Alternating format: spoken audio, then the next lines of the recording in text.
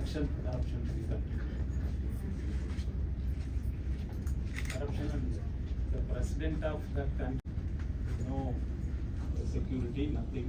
5 తర్వాత నేను పని చేయాలి. మార్నింగ్ 9 o'clock వస్తాను. లంచ్ టైం నా కోసమే, నేను వేరే పని చేయను. అదేవిధంగా నెక్స్ట్ డే మేము టూర్కి వెళ్ళటం జరిగింది. ఈ టైంలో రిటర్న్ రాలేకపోయాను.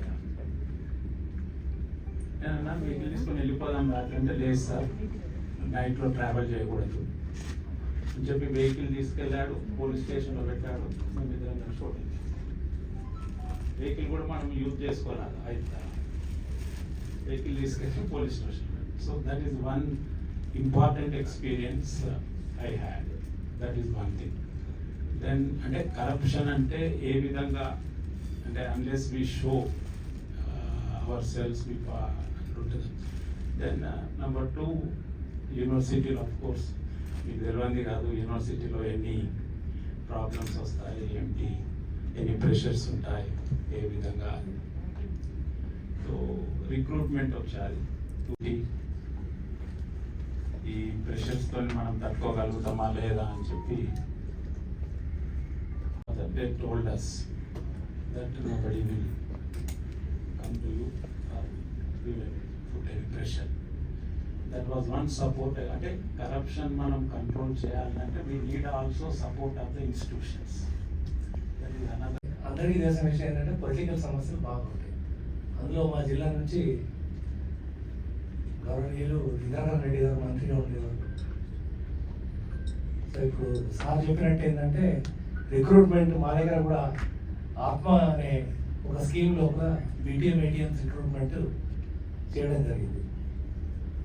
ఆ టైంలో ఒక 96 అప్లికేషన్స్ వచ్చాయి మాకు. 96 అప్లికేషన్స్ వస్తే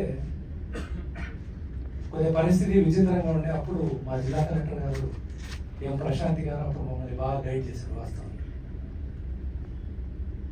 ఈ 94 అప్లికేషన్లలో మెరిట్ లిస్ట్ ప్రకారం చేస్తే మంత్రి గారు రికమెండేషన్ ఉన్న క్యాండిడేట్ కింది నుంచి 2వ ప్లేస్లో ఉన్నాడు. మంత్రి గారు ఎక్కడికి వెళ్ళినా ఆ గౌడ్ది చూడలేకపోతే ఉద్యోగం ఇవి అంటుంది. సార్ అది ఏడో కుదరాలి సార్ అంటే, నీకేమైతుందయ్యా ఇచ్చేయను అన్నట్టు. సో మేడం జిల్లా కలెక్టర్ గారి దగ్గరికి వెళ్ళి ఉన్న విషయం అంతా చెప్పినాం. ఈ పరిస్థితి కొద్దిగా బాగాలేదు, మరి దీనికి ఏదైనా మార్గం చూడండి అని. అప్పుడు ఫైల్ సర్క్యులేట్ చేయండి మీరు అంటే సర్క్యులేట్ చేస్తే అప్పుడు 19 మంది ఆఫీసర్లతో జిల్లాలో ఒక కమిటీ కాన్స్టిట్యూట్ చేసి రిక్రూట్మెంట్ చేయమని ఆర్డర్ ఇచ్చారు కదా ఫైల్ మీద. సో అప్పుడు మేము యాజ్ పర్ రూల్ చేయడానికి అన్నీ చేసాము. చేసిన తర్వాత మంత్రి గారి నుంచి థ్రెటనింగ్ ఏంటంటే, నువ్వు అసలు ఈ జిల్లాలో ఎట్లా పని చేస్తావు, నేను చెప్పినప్పుడు కుదిరలేదు. ఇంకా అక్కడ నుంచి స్టార్ట్ అయింది ఇక గొడవ. అంటే లేదు సార్ నేను ఇవ్వలేను, ఎందుకంటే దీంట్లో జిల్లా కలెక్టర్ చైర్మన్ ఉంటారు అన్నిటికీ. సో రేపు పొద్దున కోర్టులో ఎవరైనా కేసు వేసినప్పుడు జిల్లా కలెక్టర్ని మేము అక్కడ కోర్టుకి వెళ్ళాల్సి వస్తుంది. సార్ ఇది జరగదు సార్ పరిణా కానీ వెళ్ళలేదు. ఇక చాలా థ్రెటన్ చేసినా కానీ అన్ని ప్రెషర్స్ తట్టుకొని సక్సెస్ఫుల్గా మేము ROR ఫాలో అయ్యి రిక్రూట్మెంట్ చేయగలిగాం సార్. ఇది ఒక గొప్ప అచీవ్మెంట్.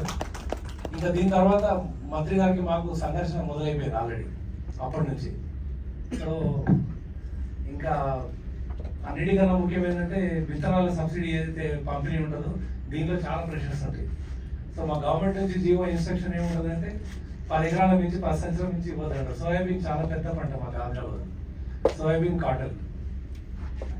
తర్వాత అందరూ ఏంటంటే 30 ఎకరాలు 40 ఎకరాల సంచులు కావాలని వస్తుంటారు. నేను పనిచేసిన డివిజను బైన్సా డివిజను, అది మహారాష్ట్ర బార్డర్లో ఉంటుంది. సో మన సబ్సిడీ విత్తనాన్ని ఏం చేస్తారంటే ఇక్కడ నుంచి తీసుకుపోయి మహారాష్ట్రలో అమ్ముతుంటాం. అప్పుడు TS సీడ్స్ నుంచి మేమంతా మాకు సప్లై మొత్తం అంతా. సో సప్లై చేయడానికి కూడా ఏంటంటే సీజన్ స్టార్ట్ కాకముందే కౌంటర్ స్టార్ట్ చేయమని ప్రెషర్ చేస్తారు ఎవరు, ఈ పొలిటికల్ లీడర్స్. సో మేమేంటంటే వెదర్ రిపోర్ట్స్ అన్నీ చూసుకొని సీజన్ ఎప్పుడు కమెన్సైజ్ ఉంది దాని ప్రకారం కౌంటర్ స్టార్ట్ చేయాలని. సో మాకు జిల్లాధికారి కూడా మమ్మల్ని బాగా ప్రెషర్ చేసేవాడు. ఇప్పుడు స్టార్ట్ చేయి, కౌంటర్ స్టార్ట్ చేయి, తొందరగా ఇచ్చే. ఇప్పుడు వర్షాలు పడకుండా విత్తనాలు ఇస్తే అవి పక్కదారికి వెళ్తాయి న్యాచురల్గా, అంటే పక్కదారికి వెళ్ళే అవకాశం ఉంటుంది. తర్వాత కొంతమంది ఏం చేస్తారంటే కొద్ది వర్షం పడగానే వేసేస్తారు, ఆ వర్షం ఆగిపోయింది కనుక ఏమైందంటే మళ్ళీ రెండోసారి ఇవ్వడానికి విత్తనం ఉండదు ఇంకా, ఎందుకంటే అదంతా కూడా సబ్సిడీ సీడ్ కాబట్టి ఫర్దర్గా ప్రాబ్లం ఉంటుంది. సో అట్లా చాలా ప్రెషర్ చేసిన తర్వాత ఒక సీజన్లో 2017లో వర్షాలు బాగా డిలే అయినాయి. మేము కౌంటర్స్ ఓపెన్ చేయలేదు మా డివిజన్లో, మిగతా చోటాన్ని స్టార్ట్ చేసి ఇచ్చేదేమో. మేము జూన్ 5కి స్టార్ట్ చేద్దామనంటే అప్పటికి వర్షాలు లేవు, జూన్ 20 వరకు వర్షాలు రావని మామూలుగా వెదర్ ఫోర్కాస్ట్ చెప్పారు. అయితే జూన్ 15కి స్టార్ట్ చేస్తానని చెప్పాను నేను. జూన్ 15కి స్టార్ట్ చేసిన తర్వాత ఇవ్వడం మొదలుపెట్టిన తర్వాత మార్నింగ్ కౌంటర్లో ఇచ్చిన తర్వాత నైట్ రాత్రి 8:30కి మహారాష్ట్ర చెక్ పోస్ట్ పోయి నేను మా ఇద్దరు ఏఈఓస్ని తీసుకొని పోయి అక్కడ 12:30 1 గంట వరకు కాపలా వేస్తున్నారు. సీడ్ పోతుందేమో అని, ఎందుకంటే ఆటోలలో వెళ్తూ ఉంటుంది, బ్యాగ్లలో ఆటోలో వెనకాల వేసేస్తారు, తీసుకొని వెళ్ళిపోతారు. సో ఒక 3 to 4 hours ఒక 3 weeks మేము ఖచ్చితంగా కౌంటర్ సేల్ ఉన్న రోజులు అక్కడ మేము డ్యూటీ చేసాం. అది చాలా సాటిస్ఫాక్షన్ ఇచ్చేది మాకు ఉద్యోగంలో. తర్వాత రైతులు ఎవరైనా వచ్చినా కానీ మేము చాలా అంటే చాలా బాగా రిసీవ్ చేసుకొని నా వరకైతే అసలు ఇమీడియట్గా పనిచేసేది. అంటే ఈ అలవాట్లన్నీ మాకు ఎక్కడ వచ్చినాయంటే నేను రూరల్ డెవలప్మెంట్లో ఒక 5 సంవత్సరాలు డెప్యుటేషన్లో ఉన్నాను. అప్పుడు మా గురువు గారు సత్యప్రకాష్ టక్కర్, ఎస్పీ టక్కర్ గారి దగ్గర నేను పనిచేశాను. సో సార్ మొత్తం ఇవన్నీ మాకు నేర్పించినట్టు. మాకు మొదటి గురువు సారే అసలు వాస్తవానికి. దాని తర్వాత చాలామంది, అంటే ఇప్పుడు ప్రజెంట్ ఉన్న శాంతి కుమార్ గారు కూడా మాకు అప్పుడు జిల్లా కలెక్టర్గా పనిచేశారు ఆదిలాబాద్లో, రామకృష్ణరావు గారు, వీళ్ళందరూ అంటే మాకు పని నేర్పించి, అంటే పేద ప్రజలు వచ్చినప్పుడు మనం ఏ విధంగా రిసీవ్ చేసుకోవాలా, ఎంత క్విక్గా డిస్పోజ్ చేయాలన్న విషయాలన్నీ కూడా మాకు వీళ్ళందరూ నేర్పించినారు. వీళ్ళందరూ నేర్పించడం వల్లే మేము మా ఉద్యోగం లోపల ఎలాంటి బ్లాక్ స్పాట్ లేకుండా మేము రిటైర్ అయినాము. అండ్ ఇప్పటికి కూడా రైతులు, నేను పనిచేసే ఏరియాలో నేను రిటైర్ అయ్యి ఆల్మోస్ట్ 4 years కంప్లీట్ అయ్యి 5th year రన్నింగ్లో ఉంది. ఇప్పటికి కూడా రైతులు ఇంకా ఫోన్ చేస్తూ ఉంటారు నాకు. సార్ ఫోన్ చేసినప్పుడల్లా కూడా ఏంటంటే వాళ్ళ పంటలు ఎట్లా ఉన్నారు, వాళ్ళ పిల్లలు ఎట్లా ఉన్నారు, వాళ్ళ ఎడ్యుకేషన్ ఎట్లా ఉంది, అన్ని విషయాలు కూడా అడుగుతూ ఉంటాడు. అంటే ఒక ఆత్మీయ భావన అనేది వాళ్ళ లోపల కలిగజేస్తాము. అండ్ మా ఏఈఓస్ ఎవరైతే మాస్ రిక్రూట్మెంట్ మాజీ ముఖ్యమంత్రి మన కేసీఆర్ గారు చేసిన టైంలో 2600 మంది చేసాము. మా డివిజన్లో 32 మంది కొత్త వాళ్ళు వచ్చారు. వాళ్ళందరికీ కూడా ఇండక్షన్ ట్రైనింగ్ ఇచ్చాను. అందులో దాదాపు 20 మంది అమ్మాయిలు ఉండే, వాళ్ళంతా 20 years జస్ట్ ప్లస్ అట్లా పాస్ అయిన వాళ్ళంతా. వాళ్ళందరికీ కూడా ఇప్పటికి కూడా వాళ్ళందరూ కూడా చాలా బాగా ఫోన్లు చేస్తుంటారు. అండ్ ఒక గురువులాగా నన్ను చూస్తూ ఉంటారు. That is the biggest satisfaction నా లైఫ్లో. Thank you very much. సత్కార గ్రహీతలకు, సోదరీమణులకు పేరు పేరున నమస్కారం. నా పేరు జీవీఎస్ ప్రసాద్. 1985లో నా స్వస్థలం కొవ్వూరు కృష్ణగోదావరి. అక్కడి నుంచి హైదరాబాద్ రావడం జరిగింది. ఉద్యోగ ప్రయత్నాలు చేస్తుంటే అప్పట్లో Andhra Pradesh chief minister N T Rama Rao garu, ఆయన ఇంతటా ఆయన అంటే చిన్నప్పుడు మా నాన్నగారు ఆయన చైల్డ్హుడ్ ఫ్రెండ్స్. మా నాన్నగారు టంగుటూరు ప్రకాశం పంతులు గారి దగ్గర పర్సనల్ అసిస్టెంట్గా ఉండేవారు. ఆయన చదువుకున్నది 8th class. ఆయన 10వ ఏటే జైలుకి వెళ్ళడం మొదలుపెట్టారు, ఫ్రీడమ్ పెట్టారు మా నాన్నగారు. తొలపాటి కుటుంబరావు గారు పర్సనల్ సెక్రటరీ అఫీషియల్గా, ఈయన ప్రైవేట్ సెక్రటరీ. దాన్ని దృష్టిలో పెట్టుకుని కమిషన్ ఆఫ్ ఎంక్వైరీ అని ఒకటి, సుప్రీంకోర్టు జడ్జి ఇది ఒకటి, ఏదో ఎలిగేషన్స్ మీద Kerala chief justice supreme court judge V R కృష్ణాని గారిని అపాయింట్ చేస్తూ ఒక కమిషన్ ఆఫ్ ఎంక్వైరీ ఒకటి క్రియేట్ చేశారు. అందులో పోస్ట్ లేకపోయినా నా కోసం ఒక పోస్ట్ క్రియేట్ చేశారు ఎన్టీ రామారావు గారు. అది ఎవరు చెప్తే చేశారో ఏమిటో నాకు తెలియదు. త్రూ ఎంప్లాయ్మెంట్ ద్వారా ప్రాపర్ ఛానల్లో జాబ్ ఇవ్వడం తెలియదు. అందులో జాబ్ చేస్తూ కంటిన్యూ అవుతున్నాను. కానీ 4.5 సంవత్సరాలు పనిచేసినా కూడా నాకు ఇంక్రిమెంట్లు ఇవ్వలేదు, ఈఆర్సీ ఇవ్వలేదు, ఈ ఏరియాస్ ఏమి ఇవ్వలేదు. ప్యూర్లీ టెంపరీ కింద చూపించారు. మిగతా వాళ్ళంతా డిప్యూటేషన్ మీద హైకోర్టు నుంచి జీఏడీ నుంచి వచ్చారు, అపాయింట్మెంట్ జీఏడీ. అయితే 4.5 years వితౌట్ బ్రేక్ సర్వీస్ ఉన్నప్పుడు ప్రాపర్గా ఇవ్వాలి. అప్పుడు నిజంగా ఆపద్ బాంధవుల ఆయన ప్రిన్సిపల్ సెక్రటరీ గారు వలియప్పలు ఉండేవారు, ఐఏఎస్, సీనియర్ ఐఏఎస్, చాలా సిన్సియర్ ఆఫీసర్. ఆయన దగ్గరికి పోయి నాకు మొరపెట్టుకున్నాను అన్నమాట. ఈయనవో కేరళలో ఉంటారు మా జడ్జి గారు, హానరబుల్ మెంబర్స్ హైకోర్టు జడ్జీలు ఎక్కడ ఉంటారు. జడ్జెస్ ఏం చేస్తారు, డ్రాయింగ్ ఆఫ్ డ్రెస్సింగ్ వెళ్తే నువ్వు టెంపరీ వాడి నీకు ఇవ్వడానికి లేదు, ప్రొవిషన్ డిక్లేర్ ఇవ్వాలి, ఇదేదేనేమో తాత్సారం చేశారు. చేస్తే ఆయన దగ్గరికి పోయి డైరెక్ట్గా కాంటాక్ట్ చేస్తే విత్ ఇన్ 1 వీక్లో ఆయన మొత్తం 4 సంవత్సరాలు 4 డిఏలు ఇచ్చి సర్వీస్ లిస్ట్ ఓపెన్ చేసి పిఆర్సీ ఎరియర్స్ ఇచ్చి డిఆర్సీ ఇచ్చారు ఆ రోజుల్లో ఆయన. వాళ్ళు చెప్పండి ఉంటారు ప్రతి డిపార్ట్మెంట్లో జడ్జీలు, ఐఏఎస్లు, ఐపీఎస్లు, కింద స్థాయిలో పై స్థాయిలో కూడా నిజాయితీపరులు, సిన్సియర్లు ఉంటారు. సరే ఈ జాబ్ ఇలా నడుస్తుండగా గవర్నమెంట్ మారడం, ఆ తర్వాత ఈ కమిషన్ వైండప్ అవ్వడం జరిగింది. మళ్ళీ రోడ్డుని పట్టు మళ్ళీ city civil court chief judge ఏదో పోస్ట్ ఉంది, టెంపరీ పోస్ట్ టైపిస్ట్ అంటే మళ్ళీ దానికి అప్లికేషన్ పెట్టాను. మధ్యలో ఒక 1 మంతే గ్యాప్, మళ్ళీ అక్కడికి వెళ్ళి జాయిన్ అయ్యాను. ఈ ప్రొబేషన్ దగ్గర తర్వాత చూడొచ్చు. అక్కడ ఒక 1 ఇయర్ పనిచేస్తుండగా 1986లో కన్జ్యూమర్ ప్రొటెక్షన్ యాక్ట్, అప్పుడు the then honourable prime minister Rajiv Gandhi garu ఆ యాక్ట్ తీసుకొచ్చారు. చాలా పవర్ఫుల్ యాక్ట్ ఇది. వినియోగదారుల వివాదాల పరిష్కార రక్షణ శాఖ. అది 86, 89లో ఇంప్లిమెంట్ అయింది. First president honourable the then chief secretary Ambati Lakshmana Rao గారితో స్టార్ట్ అయింది. 4 పోస్ట్ ఇచ్చింది ఆ కమిషన్. ఒక టైపిస్టు, ఒక స్టెనోగ్రాఫరు, ఒక సూపరింటెండెంట్, ఒక అటెండెంట్. అందులో ఫస్ట్ టైపిస్ట్గా చీఫ్ జస్టిస్ రికమెండేషన్ ఆయన రిఫర్ చేశారు. మా దగ్గర ఒక మంచి కుర్రాడు ఉన్నాడు, నమ్మకస్తు, చాలా నీతికి నిజాయితీకి మారిపోయారని రిఫర్ చేస్తే ఆ పోస్ట్కి 3500 అప్లికేషన్ వస్తే చీఫ్ జస్టిస్ అసలు చూడకుండా ఈ అబ్బాయి ఎవరు ఏంటనేది కూడా చూడకుండా, ఇంటర్వ్యూ లేకుండా వెంటనే నాకు జాబ్ ఇచ్చారు. జాబ్ ఇస్తే ఏదో ఒక హైకోర్టు నుంచి లెటర్ వచ్చిందంటే ఏమొచ్చిందో, ఏదో ఈ సెక్రటరీ సర్వీస్ గురించి ఏమో వచ్చిందేమో అని పక్కన పడేశారు. 3 నెలల తర్వాత కవర్ ఇప్పి చూసుకుంటే appointment order. I'm the first person. ఈ 4గురితో పాటు ఇంకొక 36 మంది.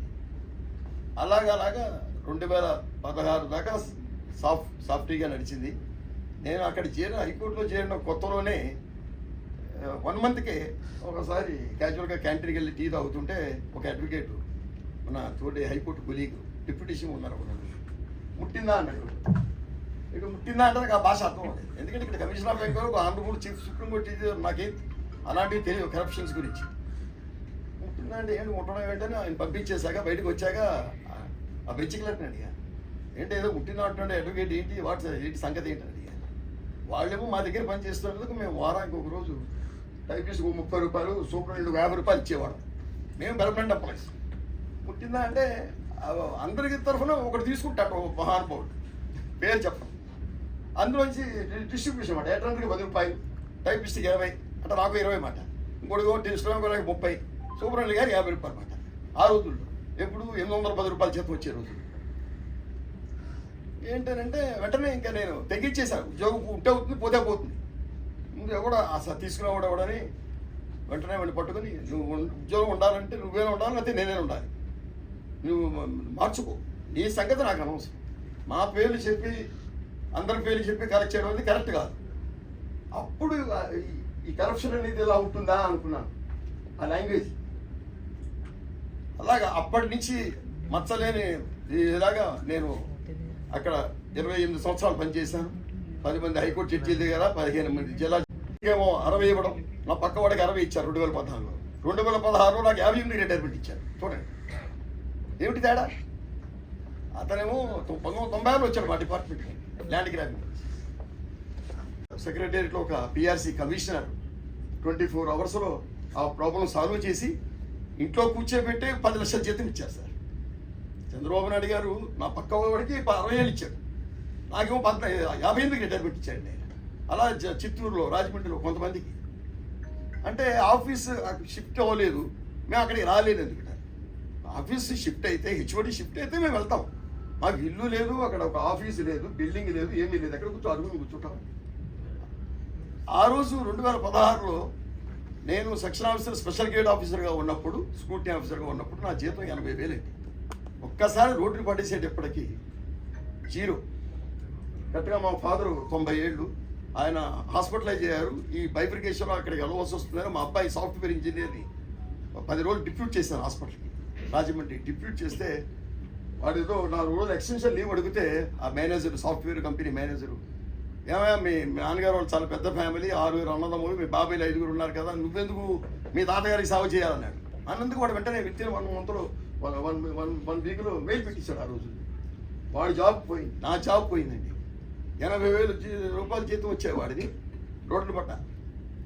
తర్వాత 1.5 year హైకోర్టు చుట్టూ తిరిగాను. రమేష్ రంగనాథన్ గారు ఆర్డర్ ఇచ్చారు, చీఫ్ జస్టిస్.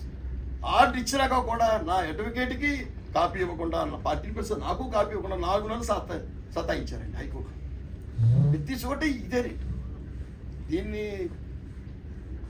నెక్స్ట్ తరానికి మారుతుంది, నేను చెప్పాలి. అది సమాజంలో అన్ని సంస్థల్లో పైనుండి కింది స్థాయి వరకు అవినీతి పరులు ఉన్నారు. అందులో నిజాయితీ, దానికి చట్టాలు ఉన్నాయి, శిక్షలు ఉన్నాయి. తీసుకోవడం కన్నా ఇచ్చిన వాడిదే పెద్ద నేరం అని నేను అంటున్నా. అసలు ఇచ్చేవాడే లేడనుకోండి, తీసుకునే డజ్ నాట్ అరీజ్. ఒక ఫైల్ ఒక చోట ఇస్తాం, కన్సల్ట్ సీట్లో పెడతాం, పెట్టి వాడికి మనం టైం ఇవ్వాలి. టైం ఇవ్వకుండా కొంతమంది మేర్బాయికి కదా అర్జెంట్ తొందరగా మూవ్ చేయి, కాదు అది చెప్పాలా ఇది చెప్పాలా అని డిమాండ్ చేస్తారు. డిమాండ్ చేసి ఏదో ఫార్మాలిటీకి నీకేమైనా కావాలంటే ఇస్తాం కానీ అంటారు. ఫైల్ అన్ని పెండింగ్ పెట్టి ఈ ఫైల్ మూవ్ చేస్తాడు. ఒకవేళ చేయను అంటే పై ఆఫీస్ ఫోన్ చేయిస్తారు. ఇవన్నీ సమాజంలో సంస్థలు, బ్యాంకులు ఏంటి, ఇన్సూరెన్స్లు ఏంటి, కోర్టులు ఏంటి, secretary every private sector, public sector, అన్ని సెక్టార్లో జరుగుతుంది నిత్య సత్యం. అందువలన ఈ చట్టాలను ఇంకా కఠినంగా మార్చాలి. తీసుకున్నవాడే కాదు, ఇచ్చిన వాడిని కూడా శిక్షించడానికి చట్టం తీసుకురావాలి అని. ఏమైనా తప్పులు మాట్లాడుంటే ఏమనుకోకండి. నాకు ఈ అవకాశం ఇచ్చినందుకు ధన్యవాదాలు. అని రాజకీయ నాయకులు నమ్మేది కష్టం. అందుకొరకు నేనేమనుకుంటున్నా అంటే పొలిటికల్ ఫెన్సింగ్ కరెక్ట్ ఉంటే మిగిలిందంతా కరెక్ట్ అవుతుంది. అందుకే స్వస్తి ప్రజాభ్య పరిపాలయంతాం న్యాయేన మార్గేణ మహిం మహేష గోబ్రాహ్మణేభ్య శుభమస్తు నిత్యం లోకా సమస్త సుఖినో భవంతః. ఇది చదవడానికి చాలా బాగున్నది, కానీ న్యాయ మార్గాన రాజును పరిపాలించే వ్యవస్థ లేదు. అది లేనంత కాలం ఇది ఇట్లనే కొనసాగుతుంది. తర్వాత దొరికేది లేదు, కోరని వానికి దొరకనిది లేదు అంటూ ఇంకొక పాయింట్ ఏమన్నాడంటే ఒంటి దూలం గుడిసెలో నివసించు అన్నాడు. ఇలా జనరల్గా మన దగ్గర ఎట్లా అయిపోయిందంటే నాయకులు అంటే ప్రజలకు సేవకులుగా పరిపాలన చేసే వ్యవస్థ మొత్తం నాశనం అయిపోయింది. ఇప్పుడు నేనే ఉన్నా, పెద్ద కారు ఉండాలన్నా నీకు ఇట్లుంటే ఎట్లా అంటే నేను బెండ్ అయిన అనుకో, ఇక నేను ఎవరినైనా ముంచాలి. అందుకు చాలా కష్టమైనటువంటి వాతావరణం ఉంది. మరి నేనేమంటున్నా అంటే ఎక్కువ దీని గురించి మనం మీరందరూ చెప్పారు కాబట్టి నేను ఒక చిన్న విషయం చెప్తాను. మన జేడి లక్ష్మీనారాయణ గారిని 3 సార్లు చెప్పిన గుడికి రాసారంటే ఢిల్లీ పోయినన్నాడు, ఉత్తర భారతదేశం అన్నాడు. అయితే మా సొంత ఊర్లో ఒక ఆయన పేరు చెప్పొద్దు పాపం, ఆయనకు కూడా అవమానం అవుతుంది. అయితే ఒక చెరువు ఉంది తొంగ, అది కానుగులకు ఉంటాయి. దాన్ని నేను ఎమ్మెల్యే ఉన్నప్పుడే కట్టించిన. దానికి ఎప్పుడు లోపల ఉన్న పట్టదారు ఎప్పుడు తెగ్గొడతాం. అయితే ఇక ఎమ్మెల్యే అయినాక తెగ్గొట్టాడు కదా, అక్కడిక్కడ కట్టేసాం. కింద ఎవరో ఒక ఆయన నేను భూములు కొనడము అమ్మేదానికి వ్యతిరేకం, నేను వద్దని చెప్తా. ఎందుకంటే 1946 నుంచి 51 వరకు సాయుధ పోరాటం జరిగింది భూమి కోసం, ముక్తి కోసం. అది పూసల పోచంపల్లి, భూదానం పోచంపల్లిగా మారింది. ఆ సిద్ధాంతం మీద నేను వద్దని చెప్తా. ఆయన కొని ఏం చేసిందంటే ఒక పెద్ద బ్రిడ్జ్ ఉంది, ఆ చిల్లర ఎక్కువ ఓవర్ఫ్లో అయిన నీళ్లు ఆ బ్రిడ్జ్ కిందకి వెళ్ళిపోవాలి. కొత్తగా సర్కారు కట్టించింది, మొత్తం గోడ కట్టింది, 3 గజాల లోతు మట్టి నింపిండు. మా సొంత ఊరు లింగారెడ్డిగూడలో 78లో బీకి స్టాయ్ ఎమ్మెల్యే, 94లో నేను ఎమ్మెల్యే. ఇద్దరం రిప్రజెంట్ చేస్తే కూడా సి గారు కూడా వచ్చింది, కానీ దాన్ని ఇప్పటికీ తీసేయాలి. నేను పిరంగి కాల్వ మొదలైన నేను తెలుగుదేశం తెలంగాణ అధ్యక్షునిగా ఉండి కూడా అనేక లెటర్లు పెట్టా. మరి అబ్జర్వెన్స్ ఆఫ్ కర్టసీస్ ఎక్కడ పోయినామో నాకు తెలియదు. అయితే ఇప్పుడు కూడా ఆయన ఏం చేసిందంటే ఒకరోజు వైకుంఠ ద్వారం ఓపెనింగ్ ఉంది, ఆయన వచ్చిండు. ఒక బ్యాగులో ఒక 5-10 పండ్లు తీసుకొచ్చిండు. అవి ఇస్తే పండ్లు ఏందయ్యా అంటే పండ్లు అన్నట్టు. ఇంకొకటి రూపాయల కట్ట 2 లక్షలు ఉన్నాయి, ఇవి దేవునికి పెట్టు సార్ అన్నాడు. మరి నేను అడగకుండా నీవు దేవునికి నివేదిక పెడతావా, నాకెందుకు పైసలు ఇవ్వాలి, ఇవ్వద్దు అంటే అట్లా కాదు సార్. నేను ఇంకొక ఆయన ఒక లీడర్ పేరు చెప్పిండు, ఆయన దగ్గర పెడుతున్నా సార్ అంటే నేను సాయంత్రం పోయి తీసుకోవాలన్నా, నువ్వు ఆయనకు బాగుంటే తీసుకో ఇయ్యగాని నాకెందుకు ఇస్తావు అని చెప్పిన. అయితే ఆయన ఏమన్నాడంటే, సార్ నేను బ్రాహ్మణుడు సార్, ఉదయం సాయంత్రం పూజా పునస్కారాలు కైంకర్యాలు చేస్తాను అంటే నేను ఇదే ఇప్పటి శ్లోకం చెప్పిన, మంది కొరకు బ్రతకాలి నాయన, పరిగేరుకొని తింటేనే నువ్వు బ్రాహ్మణుడు, ఉంగరాలు పెట్టుకొని ఊడిగం చేస్తే బ్రాహ్మణుడు కావాలి. అట్లా లోకం గురించి ఎక్కువ చెప్తే బాగుండదు. నేనేమంటున్నంటే సార్ వస్తే కూడా కొద్దిగా యూత్ను పెట్టి, నేను స్వామి వివేకానంద ఆర్గనైజేషన్లో ఎక్కువ కాలం పనిచేసిన తమిళనాడులో. ఆయన రమ్మంటే మరి ఇప్పుడన్నా వస్తాడో రాడా కానీ అందుకు స్పిరిచువల్ హీలింగ్ ఉండాలి. మనము కులాల కింద మతాల కింద అంబేద్కర్ను ఒకరు పూజించడం, జగజీవన్ రామ్ని ఒక ఆయనను, తర్వాత సర్వాయి పాపన్నను ఒక ఆయనను కులాల వారిగా పూజించడము, నివాళులు అర్పించడం ఇది అత్యంత ప్రమాదకరం. All expansion is life, all contraction is death. మరి సర్వేపాల్ ఏమన్నా, there would be no government to rule over the world unless philosopher become kings అంటాడు. సన్యాసి రాజ్యం వెళ్తే చక్కగా ఉంటుందంటే ఆయన ఎందుకు వెళ్తాడు, ఆయనకి ఏం అవసరం ఉంటుంది, అవసరం లేని వాడు వెళ్తేనే నిజంగా ఉంటుంది. అందుకొరకు మరి వివేకానందుడు ఏమో politics it is a truth of God అన్నాడు. మరి మీరు చాలా చక్కగా చెప్పారు. అయితే నేనేమంటున్నంటే తప్పు మాదే అని నేను ఒప్పుకుంటున్నాను. మేము చక్కగా ఉంటేనే సమాజం చక్కగా అవుతుంది. కాబట్టి ఇంకా అనుభవాలు అనేకం ఉంటాయి. నేను ఎస్సీ సెల్ తెలుగుదేశంలో ఉమ్మడి రాష్ట్రంలో అంటరానితనం నిర్మూలన కార్యక్రమంలో కూడా అధ్యక్షునిగా పనిచేసిన. అయితే అందులో కూడా చాలా కష్టాలు ఉంటాయి. ఇవన్నీ ఎరాడికేషన్ రావాలంటే చాలా కష్టం. అయితే కరప్షన్ మాత్రం అధ్యక్షుడు అంటారు, లేకుంటే ఎవడు గుర్తుపడతారు. నేనేమంటా అంటే ఈ గుర్తింపు రాత్రి పగలు పండగ పబ్బం అన్ని బాయ్ ఎన్ని రోజులు ఉంటుంది. అందుకు సాధ్యమైనంత వరకు మనం ఉన్నంత వరకు సేవకునిగా ఉండే ప్రయత్నం చేస్తే మరి రాబోయే తరాలకు ఎగ్జాంపుల్ ఇవ్వాలి. ఇలా రోజు పొద్దుగాల ఒకపాటి పొద్దుముకు ఒకపాటి ఇదే పని ఉన్నది. అయితే పొలిటికల్గా కూడా కష్టాలు ఉంటాయి. మీ గిట మీకు ప్రమోషన్ ఎట్లా రాదు, మాకు కూడా కొద్దిగా స్టేట్ ఫార్వర్డ్ ఉంటే టికెట్లు రావు. అయినా జాతి కొరకు రాబోయే తరాలకు ఈ వ్యక్తి ఇట్లా ఉన్నాడు అనే దానికి అట్లా ఉండాలి. అందుకే నేనేమంటా అంటే, నేను ఎమ్మెల్యేగా కానీ 10 ఏళ్ళు చంద్రబాబు నాయుడు గారు ముఖ్యమంత్రి ఉన్నప్పుడు కానీ నేను ఏ అధికారి కూడా కష్టమైన అంటే ఆయనకు చెడ్డ పేరు వచ్చే పని చేయొద్దు అని చెప్తాను. లేకపోతే కోర్టు పోతారు, ఇంకేమైనా చేసుకుంటారు. అంటే ఇప్పటికి కూడా ఏముంటుందంటే, సార్ చెప్పిండు నిజాయితీ, ఇంకో పెద్ద ఆయన చెప్పిండు చీఫ్ ఇంజనీర్. నేనేమంటున్నంటే తప్పకుండా నిజాయితీగా ఉన్న వాడికి ఎంత మొగోడైనా భయపడతాడు. తప్పకుండా ఆయన మాట వినవలసింది. ఒకవేళ వినకున్నా ఫోన్లోనన్నా ఇంటికొన్నా వచ్చి తప్పైంది సార్, నేను ప్రెషర్ కులో చేయలేదంటాడు. కాబట్టి మరి నేనేమంటున్నంటే, రాజేందర్ గారు చెప్పినప్పుడు రాజకీయాల కంటే నీ ప్రోగ్రాంకే నేను ఎక్కువ ప్రాధాన్యత ఇస్తాను, దీన్ని ముందుకు నడిపి. ఎందుకంటే జీవితం లేదు, తీసుకుపోయేది ఏం లేదు. లక్షలాది రూపాయలు జీతం ఉంటుంది, మళ్ళీ పనాలి లేకపోతే బతకలేను అన్నట్టు ఎందుకు. అలా లోపల మార్పు తెచ్చి 5 మందినో 10 మందినో ఒక్కరినో మనం ఈ విధంగా చేస్తే, మొన్న నాకు సార్ శాలువ కప్పినాక నాకు భయం అవుతుంది. ఎవడన్నా వచ్చి ఏమన్నా ప్రెషర్ కొడితే ఇది నాకేసిన కొంప మునిగిపోతుంది.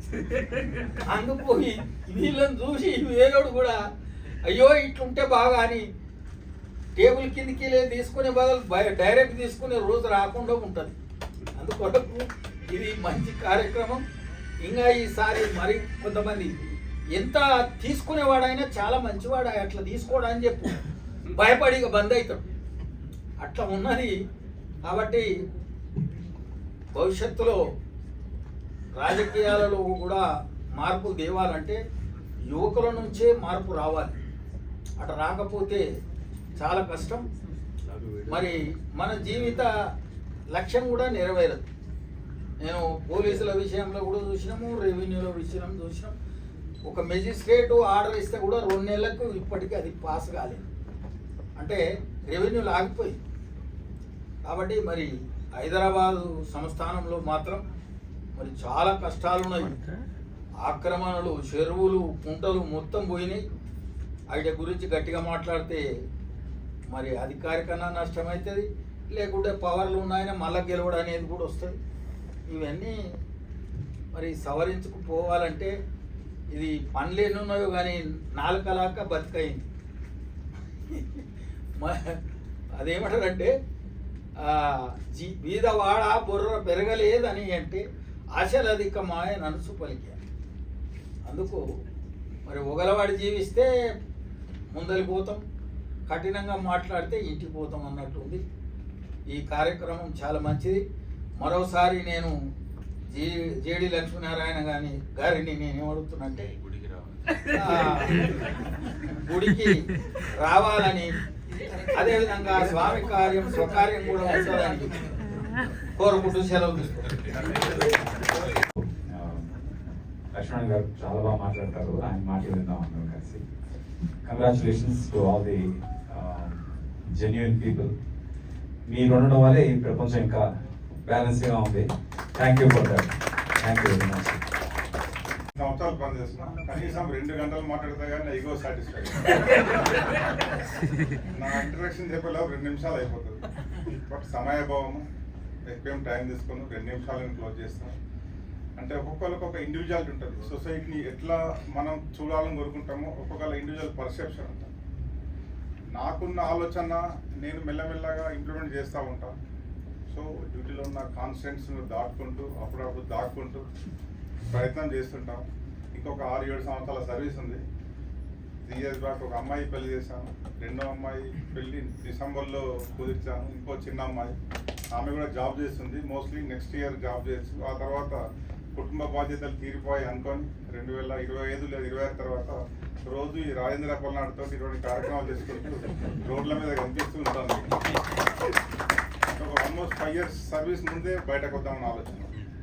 అంటే బాక్స్లో కూర్చొని ఎక్కువ మాట్లాడలేము, ఎక్కువ యాక్ట్ చేయలేము. ఒకసారి బాక్స్ బయటకు వస్తే ఆ ఫ్రీడమ్ వేరే ఉంటుంది.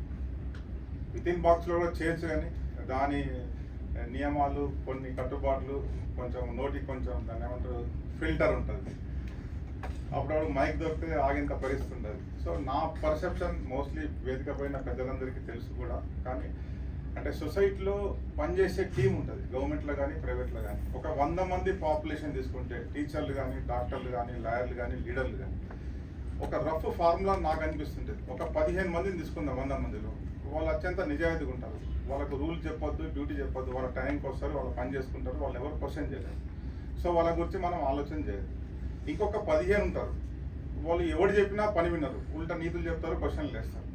సో వాళ్ళని మనం పని చేయించలేము. ఈ 15ని మనం ఎట్టి పరిస్థితుల్లో వాళ్ళు సిన్సియర్గా ఉన్నారు, వాళ్ళు మోడల్ ఉన్నారు కాబట్టి టచ్ చేయలేము. ఇంకో చివరి 15 మంది వాడు ఏ విధంగా కూర్చొని పక్కకు సీఎం పిఎం కూర్చొని పని చేపించినా పని చేయలేరు. వాళ్ళు ఏదో ఒకటి వంకాయ చెప్తారు. ఏమైందా పాఠం చెప్పలేదంటే చాక్లెట్స్ లేదంటారు, ఏమైందంటే పిల్లలు టెస్ట్ లేదంటే, ఏమైందంటే టేబుల్ లేదంటారు, ఏదో కథ చెప్తా ఉంటారు, బట్ పని చేయడు. బట్ ఈ మధ్యలో ఏదైతే 70% మంది ఉన్నారో, 70 మంది ఉన్నారో, వీళ్ళంతా కూడా గోడ మీద ఉంటారు. మనని ఎవరైనా చూస్తుర్రా లేదా, చూస్తుంటేనే పని చేస్తారు, చూడకపోతే పని చేయరు. దీనికి ఎగ్జాంపుల్ ఏంటంటే ఇప్పుడు ఏసీబీ చాలా యాక్టివ్ ఉంది, దాని అవుట్పుట్ మా దగ్గరికి వస్తూ ఉంటుంది. సో ఒక అంటే ఇప్పుడున్న సార్ రాకముందు చూస్తుంటే సేమ్ 15 మంది 100 మంది ఆఫీసుల్లో 15 మంది నిజాయితీగా పనిచేస్తున్నారు, 15 మంది ఓపెన్గా, ఇంతకుముందు ఎమ్మెల్యే గారు చెప్పినట్టు ఓపెన్గా తీసుకునే కల్చర్ వాళ్ళు ఉంటారు.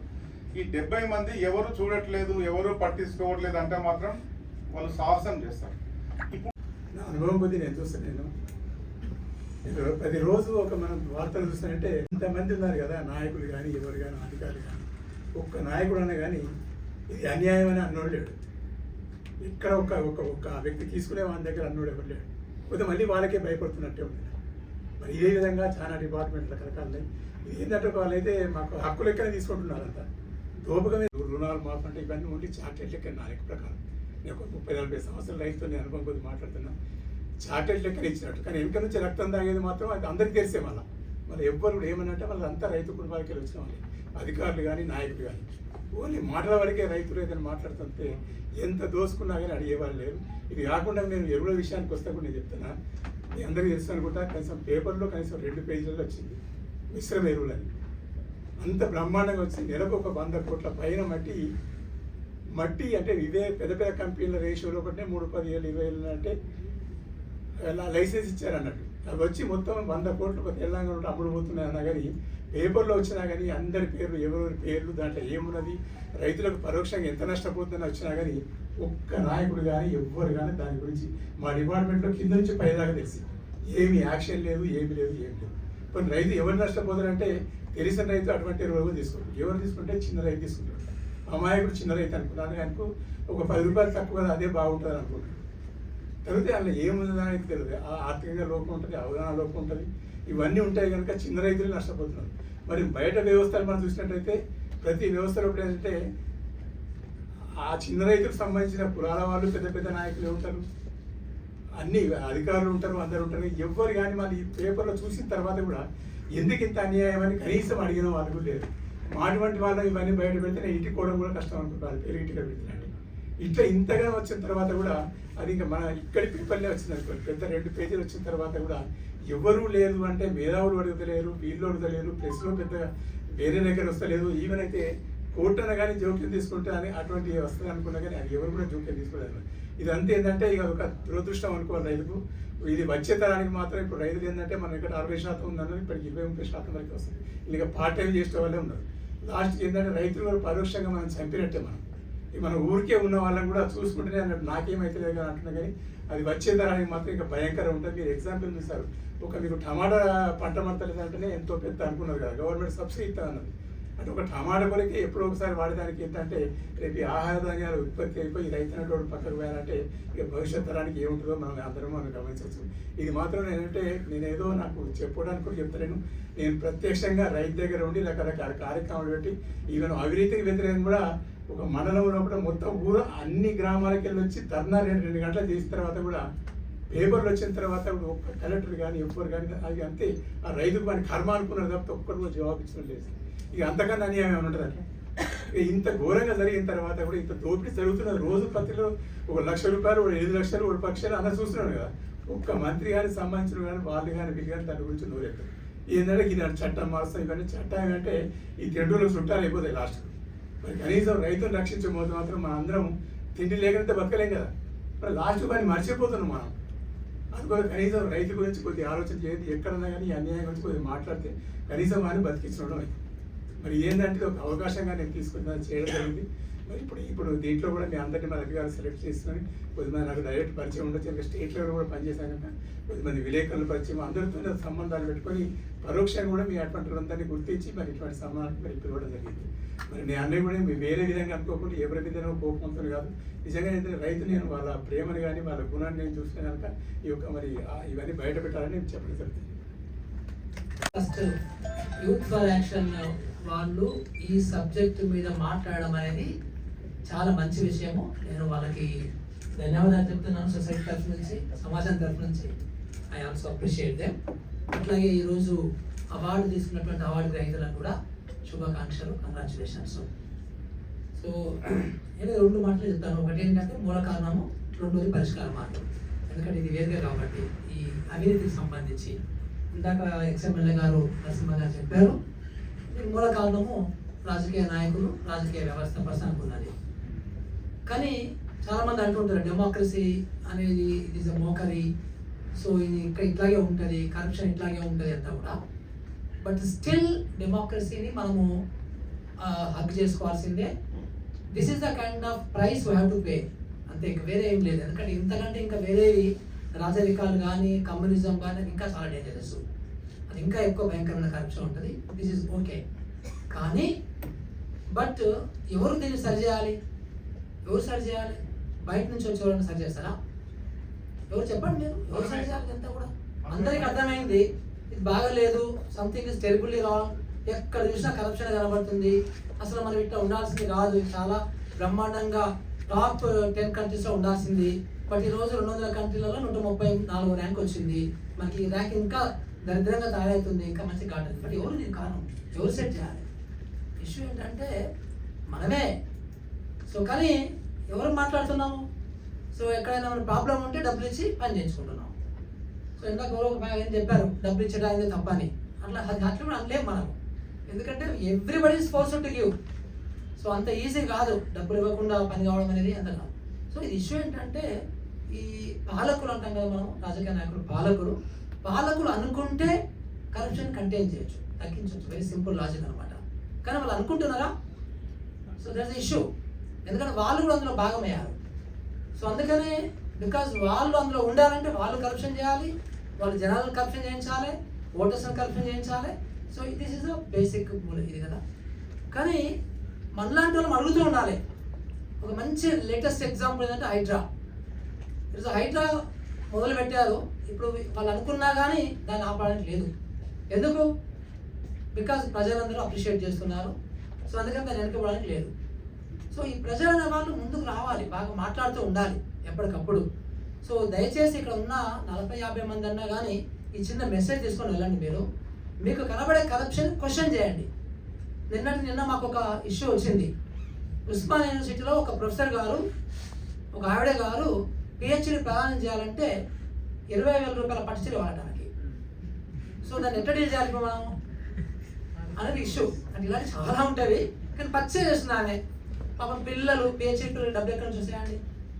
అంటే ఇలాంటివి రకరకాల కరప్షన్స్ అయితే మనకు ఉన్నవి. సో ఈ కరప్షన్ పోవాలంటే ఏంటంటే మనం రేజ్ చేయడంతో పాటుగా, ఇలాంటి సంస్థల ఇష్యూలు రేజ్ చేయడంతో పాటుగా, మనం ఇండివిజువల్ రేజ్ చేయడంతో పాటుగా సో సమూహాలుగా కూడా మనము రేజ్ చేయాల్సినటువంటి అవసరం ఉంటుంది. సో మనందరి తరఫు నుంచి నేను గవర్నమెంట్ని ఒక రిక్వెస్ట్ చేస్తున్నాను, ఇప్పుడు కొత్త గవర్నమెంట్ని. ఎందుకంటే గత 75 సంవత్సరాలలో ఫస్ట్ గవర్నమెంట్ ఎట్లా ఉండేది?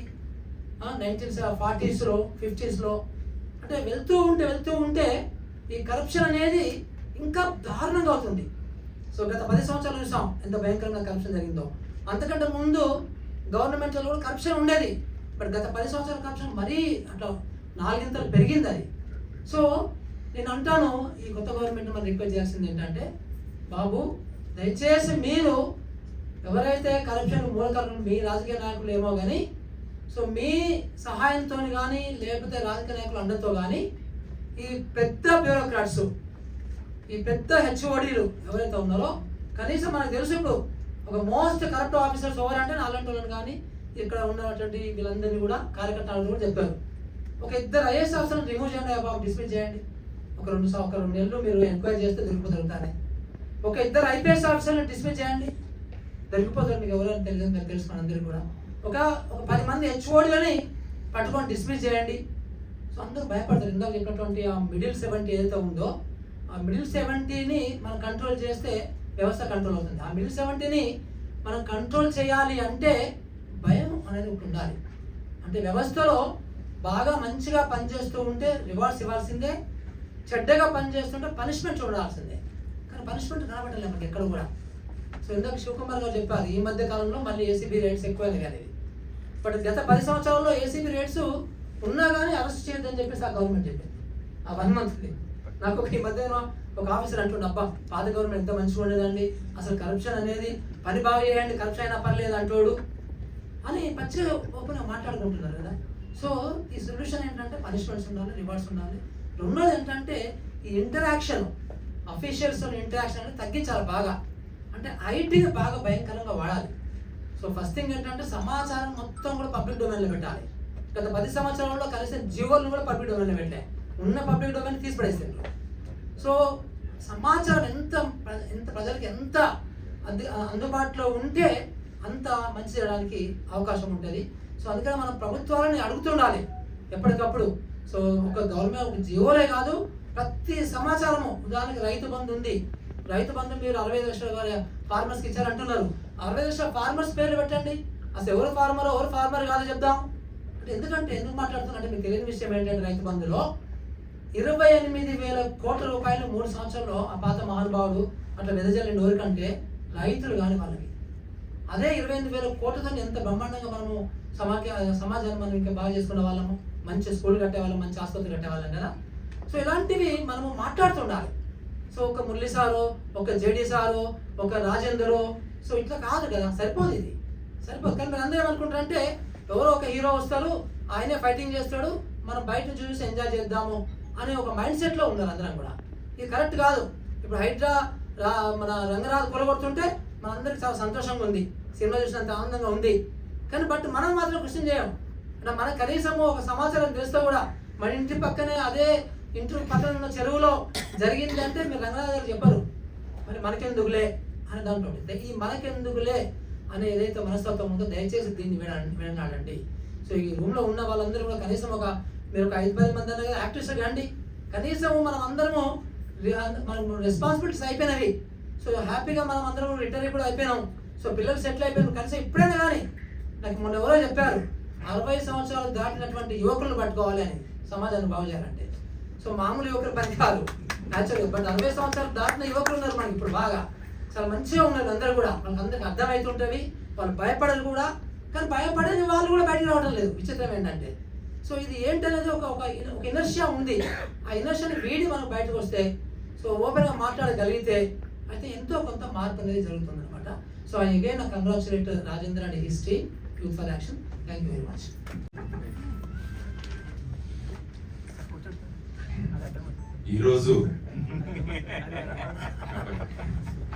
ఈరోజు సత్కారం అందుకుంటున్న వాళ్లకు వారికి సత్కారం చేయట్లేదు. ఇది వాళ్ళ అమ్మా నాన్నల సత్కారం, వాళ్లకు చదువు చెప్పిన గురువులకు సత్కారం జరుగుతుందని నేను అనుకుంటాను. ఎందుకంటే మీ మీద వాళ్ళు వేసిన సంస్కారం, వాళ్ళు సంస్కృతి, దానివల్ల ఈరోజు మీ స్థానానికి ఎదిగారు. కాబట్టి వారు అన్నట్టు ఐ థింక్ ఎస్సీ గారు అన్నారు, జస్వంత్ గారు, ఆయన ముఖ్యంగా అప్బ్రింగింగ్ మీద ఆధారపడి ఉంటుంది. పిల్లల్ని ఎలా పెంచుతున్నాం అన్న దాని మీద సమాజం ఆధారపడి ఉంటుందని చెప్పారు. కాబట్టి ముఖ్యంగా మనం తల్లిదండ్రులకి, గురువులకి ఈ విషయం పట్ల అవగాహన కల్పిస్తూ, ఎందుకంటే కరుణ గారు మాట్లాడుతూ అన్నారు, ఈరోజు నేను ఈ స్థానంలో ఉన్నానంటే దానికి ప్రవీణ్ రావు గారు కారణమని చెప్పారు. ఎందుకంటే ఆవిడ చెప్పిన ₹1 ఉదాహరణ చాలా చక్కగా ఉంటుంది. మీద ఆశీనులైన పెద్దలందరికీ కూడా నమస్కారం. ముఖ్యంగా నరసింహులు గారు మాట్లాడుతూ అన్నారు, రాజకీయాలు బాగుపడితే సమాజం బాగుపడుతుంది అని. అందుకని నేను ఎప్పుడు చెబుతుంటాను, నిచ్చెనను శుభ్రం చేయాలంటే మనం కింది నుంచి నిచ్చెన శుభ్రం చేసుకుంటూ వెళ్తే పైకి చేరడానికి మన కాళ్ళ మీద మనమే మళ్ళీ ఆ నిచ్చెన మీద ఎక్కాల్సి వస్తుంది. కాబట్టి మనమే దాన్ని అపరిశుభ్రం చేస్తాం. అదే నిచ్చెనను పైనుంచి శుభ్రం చేసుకుంటూ వచ్చామంటే కిందికి వచ్చేసరికి శుభ్రం అయిపోతుంది. కాబట్టి చేయాల్సింది రాజకీయాల ప్రక్షాళన అన్నది చాలా ముఖ్యమైన విషయం. ఎందుకంటే ఒక నాన్ కరప్ట్ మినిస్టర్ ఉంటే సివిల్ సర్వెంట్స్ ఎంత కరప్ట్ ఉన్నా కూడా వాళ్ళు ఏం చేయలేరు. అదే ఒక కరప్ట్ మినిస్టర్ ఉంటే ఎంత సిన్సియర్ సివిల్ సర్వెంట్స్ ఉన్నా కూడా వాళ్ళని తప్పించేస్తారు పక్కకి, వాళ్ళకి కావలసిన వాళ్ళని వాళ్ళు తెచ్చుకుంటారు. కాబట్టి మనం అందరం కూడా ముఖ్యంగా ఎన్నికల సంస్కరణలు, రాజకీయ సంస్కరణలను కనుక మనం తీసుకురాగలిగితే ఈ కరప్షన్ అన్న దానికి ఒక పర్మనెంట్ సొల్యూషన్ దొరుకుతుంది. ఎందుకంటే ఎలక్షన్లు చాలా కాస్ట్లీ అయిపోయాయి. ఇప్పుడు చూడండి, ప్రతి ఒక్కరు 40 కోట్లు 100 కోట్లు ఈ విధంగా మాట్లాడతారు. ఎందుకంటే నేను ప్రత్యక్షంగా ఎన్నికల్లో పాల్గొన్నాను కాబట్టి నాకు తెలుసు. ప్రతి ఒక్కరు ఎంత తీస్తారు ఇదే చెబుతున్నారు, ఎంత పంచుతారు, దీని మీద మాట్లాడుకుంటుంటే మరి ఈ డబ్బులు ఇచ్చి వచ్చిన వాళ్ళు ఏ విధంగా కరప్షన్ ఖచ్చితంగా ప్రోత్సహించాల్సిందే. కారణం వాళ్ళకి డబ్బులు రావాలి. 40 కోట్లు పెట్టుకున్న వాళ్ళు 5 సంవత్సరాల్లో 200 కోట్లు సంపాదిస్తే తప్ప వాళ్ళు మళ్ళా వచ్చే ఎన్నికలకు సిద్ధం కాలేరు. అందువల్ల డబ్బులు ఎక్కడి నుంచి వస్తాయి? ఫైనల్ గా తమ దగ్గర ఉన్న అధికారుల ద్వారా కరప్షన్ చేస్తే తప్ప ఆ డబ్బులు వాళ్ళు సంపాదించలేరు. ఆ విధంగా సిస్టమ్ కరప్ట్ అవుతుంది. కాబట్టి సిస్టమ్ కరప్షన్ నుంచి బయటికి తీసుకురావాలంటే రాజకీయ ప్రక్షాళన చాలా అవసరం. ప్రజలలో అటువంటి అవగాహన కల్పించడం కూడా చాలా అవసరం. మన ఓటు యొక్క ప్రభావం ఎంత, మనం ఎటువంటి వ్యక్తులను ఎన్నుకోవాలి. మనం పార్టీలను ఎన్నుకుంటున్నాం కానీ వ్యక్తులను ఎన్నుకోవట్లేదు. ఈ ప్రజాస్వామ్యంలో నేను చూసింది, ఎవరినైనా అడగండి, ఈ పార్టీకి ఓటేస్తాం, ఈ పార్టీకి మేము ఓటేస్తామంటారు కానీ ఈ వ్యక్తికి ఓటు వేస్తామన్నారు. ఆ విధంగా ప్రజల ఆలోచన విధానాలను ఎప్పుడైతే మనం మారుస్తామో అప్పుడు ఈ ప్రజాస్వామ్యంలో ఆ విధమైన మార్పు తీసుకొచ్చే అవకాశం ఉంది. కాబట్టి యూత్ ఫర్ యాంటీ కరప్షన్ నేను ముఖ్యంగా అడగడం ఏంటంటే, ఈ రాజకీయ చైతన్యం ప్రజలలో ఈ విధమైన ఆలోచన విధానాల్ని మనం తీసుకురావాల్సిన బాధ్యత మనందరి మీద ఉంది. కాబట్టి ఆ విధంగా మనం ముందుకు వెళదాం అన్నది కూడా ముఖ్యమైన విషయం. తర్వాత ముఖ్యంగా ప్రభుత్వ అధికారులు, పనిచేసేవాళ్ళు, పబ్లిక్ సర్వెంట్స్, వాళ్ళందరూ కూడా ఏసీఆర్ అన్న ఒక కాన్సెప్ట్ ఉంటుంది మా దగ్గర, యాన్యువల్ కాన్ఫిడెన్షియల్ రిపోర్ట్. ప్రస్తుతం పిఏఆర్ అంటారు దాన్ని, పర్ఫార్మెన్స్ అప్రైజల్ రిపోర్ట్. అది ఎవరు రాస్తారంటే నా బాస్ రాస్తారు. సపోజ్ నేను ఐజీగా పనిచేస్తుంటే మా డీజీ నా ఏసీఆర్ రాస్తారు. కానీ నేనేమంటానంటే నా ఏసీఆర్ ప్రజలు రాయాలి. నేను ఎవరి కోసమైతే పని చేస్తున్నానో వాళ్ళు నా పర్ఫార్మెన్స్ ని వాళ్ళ కామెంట్స్ లో రాయాలి. కాబట్టి ఇటువంటి మార్పును కూడా మనం తీసుకురావాలి. ఎందుకంటే సిస్టమ్స్ చేంజ్ కావాలని అన్నాడు. సిస్టమ్స్ లో మార్పులు వస్తే తప్ప ఈ కరప్షన్ అన్నది ఆపదు. ఫర్ ఎగ్జాంపుల్ ఇప్పుడు ఇన్కమ్ ట్యాక్స్ డిపార్ట్మెంట్ చూడండి, వాళ్ళు టోటల్ ఇన్కమ్ ట్యాక్స్ అసెస్మెంట్ అన్నది ఫేస్లెస్ సిస్టమ్ గా తయారు చేశారు. ఇంతకు ముందు మనం వెళ్ళి మన income tax returns income tax department లో సబ్మిట్ చేయాలి. ఇప్పుడు అవసరం లేదు, ఆన్లైన్ లో. ఒకవేళ మీ స్క్రూటినీ వచ్చినా కూడా అది కూడా మిమ్మల్ని పిలవరు, అన్ని ఆన్లైన్ లోనే మీ సబ్మిషన్స్ జరుగుతాయి. ఎక్కడైతే అధికారులు పబ్లిక్ కాంటాక్ట్ లో వస్తున్నారో అక్కడ డబ్బులు అడగడానికి అవకాశం దొరుకుతుంది. కాబట్టి ఇటువంటి అవకాశాన్ని ఇందాక మురళి గారు చెప్పినట్టు టెక్నాలజీని ఉపయోగించి మనం దాని నుంచి బయటికి రావాలి. కాబట్టి ఆ విధంగా సిస్టమ్స్ లో మార్పులు తీసుకురావడం, జీరో టాలరెన్స్ టు కరప్షన్ తీసుకురావడం, ఆ విధమైన మార్పులు ఏవైతే చేయాలంటే ఒక ఉద్యమాలు రావాలి. కానీ అన్ఫార్చునేట్ గా ఏమైపోయిందంటే ప్రజా ఉద్యమాలు తీసుకొచ్చే వాళ్ళ సంఖ్య రోజు రోజుకి తగ్గిపోతుంది. ప్రెషర్ గ్రూప్స్ అన్నవి లేవు సమాజం. అన్ని ప్రెషర్ గ్రూప్ ని సిస్టమేటిక్ గా పొలిటికల్ లీడర్స్ అణిచివేస్తారు. ఎందుకంటే ఏది కావాలన్నా ఫైనల్ గా మా దగ్గరికి రావాలని కోరుకుంటారు, కానీ సమాజంలో ప్రెషర్ గ్రూప్స్ అన్న ఉండకూడదు. For example youth for anti corruption is also a pressure group. అందుకనే శివకుమార్ గారు అన్నారు దీన్ని ఇంకా దీని ప్రెషర్ పెరగాలి, ప్రెషర్ గ్రూప్ గా దీన్ని తయారవ్వాలి. దానికి కావాల్సిన మనం ప్రోద్బలం కూడా మనం కూడా వాళ్ళని సపోర్ట్ చేయాలని వారు చెప్పిన మాట. కాబట్టి ఈ విధంగా సిస్టమ్స్ లో మార్పులు తీసుకొస్తూ ఈ విధంగా కనుక మనం చేయగలిగితే అవుతుంది. తర్వాత అందరూ మాట్లాడితే రిక్రూట్మెంట్ గురించి మాట్లాడారు.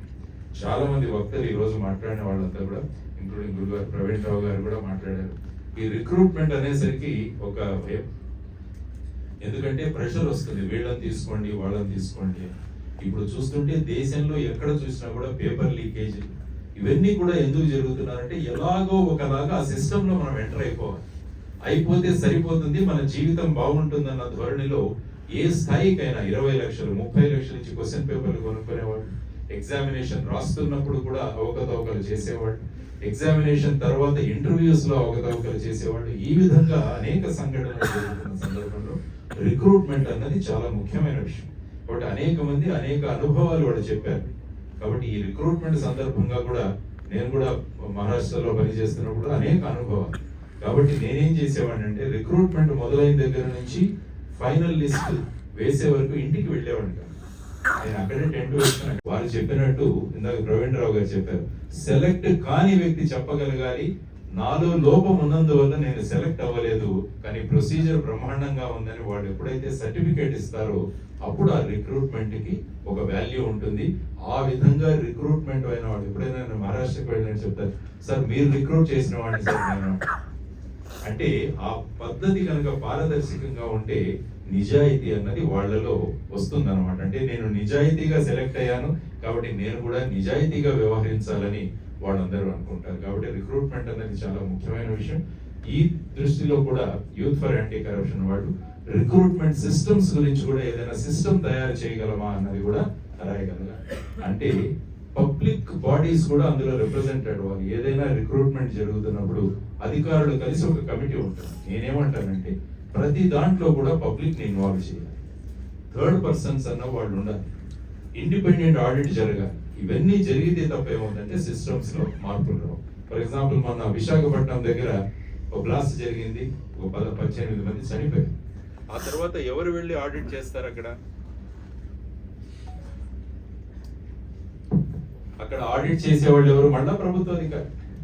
అక్కడ పబ్లిక్ ని ఇన్వాల్వ్ చేయమంటాను నేను ఎప్పుడైనా. ఆ విషయంలో ఎక్స్పర్ట్స్ ఉన్న వాళ్ళందరినీ కూడా ఆ కమిటీలో వేయగలిగితే నిజాలు బయటకు వస్తాయి.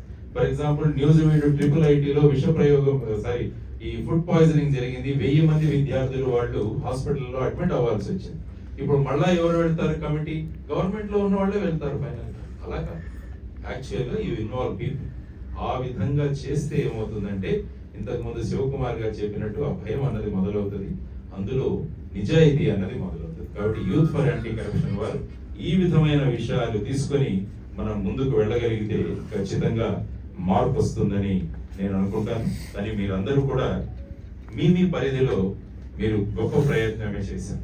నేను ఎప్పుడు కూడా రవీంద్రనాథ్ ఠాగూర్ గారు క్లే బర్డ్స్ అని ఒక పుస్తకంలో రాస్తారు, అస్తమిస్తున్న సూర్యుడికి అనిపిస్తుంది, అయ్యో నేను అస్తమిస్తున్నానే, ఈ భూమి అంతా కూడా అంధకారంలో మునిగిపోతుంది కదా అని సూర్యుడు అనుకుంటుంటే ఒక చిన్న ప్రమిద చెబుతుంది.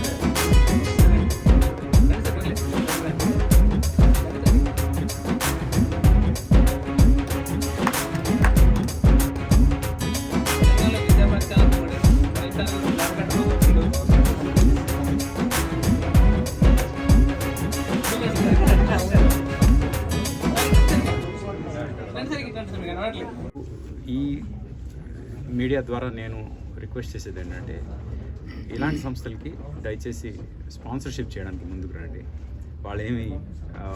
వాళ్ళు యాంటీ కరప్షన్ దీనిలో ఉన్నారు కాబట్టి ఎట్టి పరిస్థితిలో ఒక్క పైసా కూడా మిస్యూజ్ చేయరు అనేది నేను 100% గ్యారంటీ ఇస్తున్నా. అది ఇలాంటివి ఇంకా ఎక్కువ ప్రోగ్రామ్స్ ఇంకా గ్రాండ్గా జరగాలంటే మాత్రం మంచి స్పాన్సరర్స్ రావాలి మా టీమ్కి, so that we'll do even better programs and I'm feeling. And request all the media to support media and also the sponsors. Thank you. Apart from